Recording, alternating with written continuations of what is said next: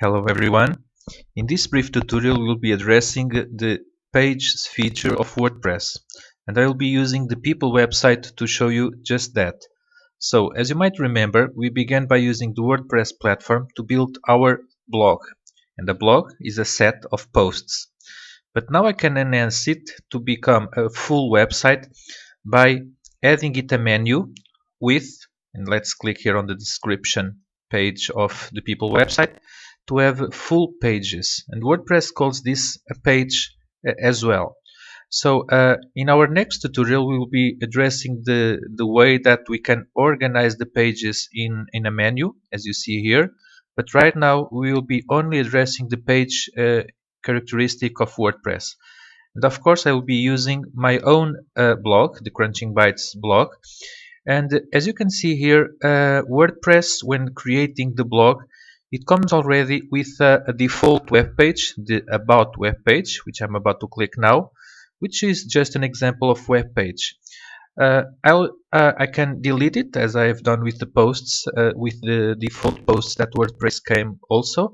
But I will be adding two more pages here, one about me, for example, about the author, and one about the about the project, for example. And then I can organize them in a menu in the next tutorial. So I'll get here to the dashboard, to the main control panel, and if you can build a post, you can build a web page because the interface is the same.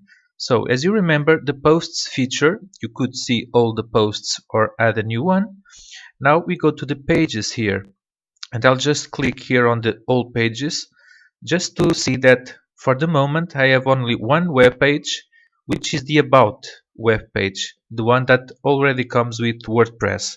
So I could put the mouse here and delete it or edit it, but I won't change it at this moment. So I'll just go to the Add New page, Add New item here on the menu, and you can see the interface is the same of a post. So let's imagine that I'm going to make a page about me. So about the author. Okay, and now some text. My name is Philippe, etc., etc. So I won't go into details, but you have the common formatting buttons, the align buttons, the formatting buttons, the italic, for example. So I just go to the publish button here, and by default, as you will be seeing when I go to my website, here I go, and now if I refresh it, by default it will become an item of the menu. So not yet a sub page of the about page, but for the moment it's a regular page. So if I click home, I go to the main web page, which are the blog page.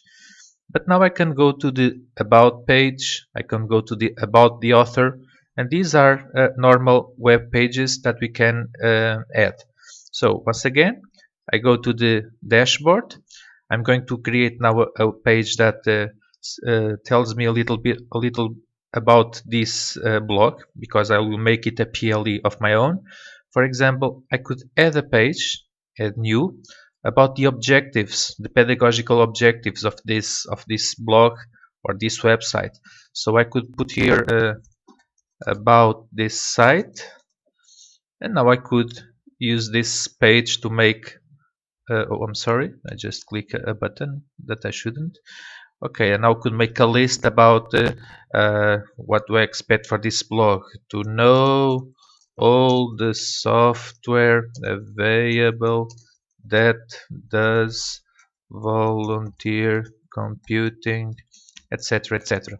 So I'll just publish it and show you that if I go now to my blog and do a refresh. Okay, so I'll refresh it. You'll see now that it's already on the menu. So this is all we need to know about creating pages. In the next tutorial we'll be speaking about the organizing these pages in a menu.